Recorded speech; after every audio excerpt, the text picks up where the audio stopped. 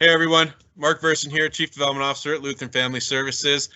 Continuing our Connecting Through COVID-19 mini-series, and again with my good colleague Joel Stolt now, we have another Rockstar staff member, and this time from North Platte, and we'll welcome her and actually another companion as we are all continuously getting a little bit more settled, if you will, in kind of our new normals and new interruptions of work at home, whether it's pets or family members or whatever it may be.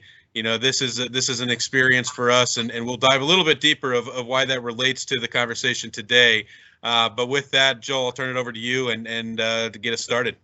Thanks, Mark. Hello, everybody. Yeah, Mark, I'm 10 minutes removed from putting my 2-year-old down for a nap. So, you know, there's some good things about this too. We have the good and the bad, but I'm not going to steal the show. We got a great guests, plural, lined up for us. So let's start with introductions. Rayla, would you introduce yourself and give us your title? Yeah, my name is Rayla Cooper. I am a provisional social worker and provisional drug and alcohol counselor, and I'm located out of the North Platte office. And Odie is one of my 2 therapy dogs, and he is a registered therapy dog through the Alliance of Therapy Dogs. And he is also a Canine Good Citizen. He has a CGC. Yeah, I've heard he's got pretty legit credentials. So he does. Odie, you come highly recommended, and your resume speaks for itself, Odie. So way to go. Rayla, talk a little bit about, speaking of Odie, how does that pet interaction play into our ability to provide services for people, and kind of what is the condition that therapy might offset or address?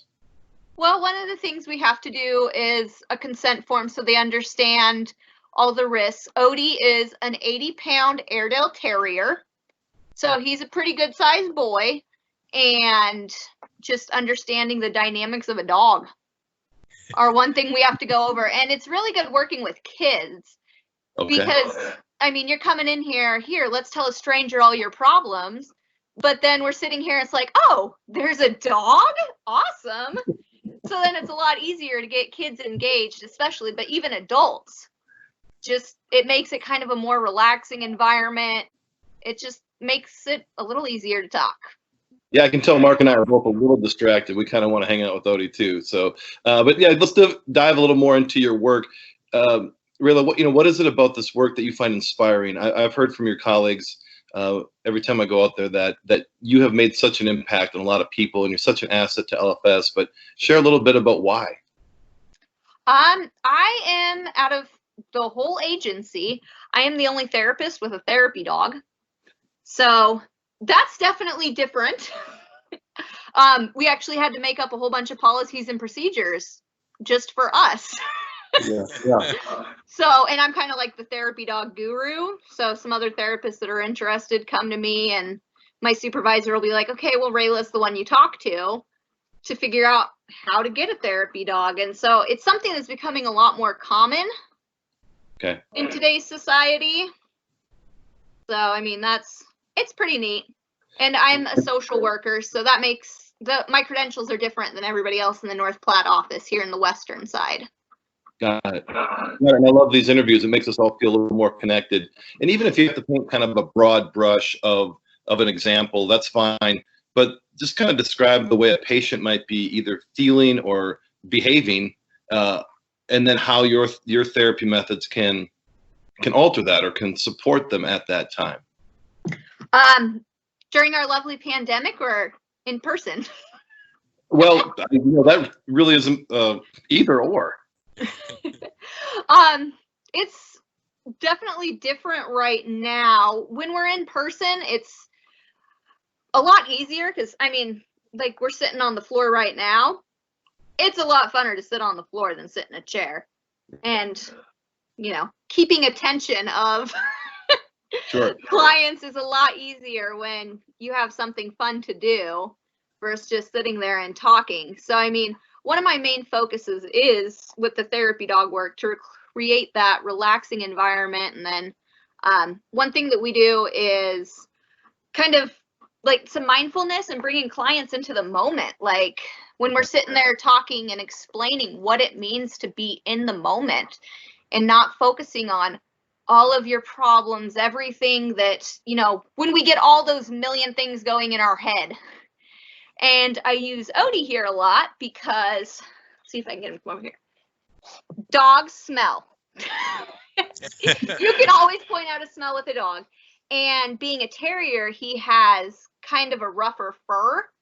So I'll have clients like feel his fur, like, do you feel if there's like any tangles, his curls, and just kind of focusing on what are we doing right now, and then how they can apply that outside of sessions to what they're doing. So when they start to get all of their problems and overwhelmed, they can just focus on, okay, what am I doing right now? Oh, that's excellent. A couple for Odie. Odie? Hey, Odie, do you like working with Rayla? Say nothing if you do. Okay, good. Rayla, wow, that seems really... Odie, do you find this sort of work fulfilling? You stick your tongue out if you do? Okay. And then lastly, Odie, is it pretty windy out there? Maybe just look adorable if it is. All right. Well, Mark, I think that kind of covers it from my end of things. I'll send it back to you. Sounds good. Thanks, Joel, and thanks, Rayla, for all that you continue to do out in North Platte, and what you and Odie continue to do across all avenues, and both with our clients and in the community. I know you're heavily involved with one of your other groups. What is it called again with your therapy dogs? What's it called? Rockin' Paws Therapy Dogs. It's a therapy dog group here in town. We do nursing homes, jails, schools, outreach in the community so people know what a therapy dog is, and yeah. Yeah, no, that's great, and it just shows that you know, we can continue to have an impact in our communities when even outside of our work, and so again, thank you and Odie for taking the time out of your guys' busy schedule of playing fetch on the couch, and obviously in serving our clients too. So you know, I continuously get people to reach out and ask how they can make a difference. One great way is our community cares packages is a social distancing volunteer opportunity that has really taken off in the last 2 weeks. We've been able to impact 301 individuals with 55 plus volunteers delivering to 77 different households. Today alone, I think, Joel, we're sitting right around 20 more households that are going to be receiving care packages that include diapers, food, hygiene products, activities for kiddos. You know, there's a lot of people that are in need during this time just to keep kind of their sanity, but also to be fed. So there's a great way to get involved there. You can visit our website at lfsneb.com.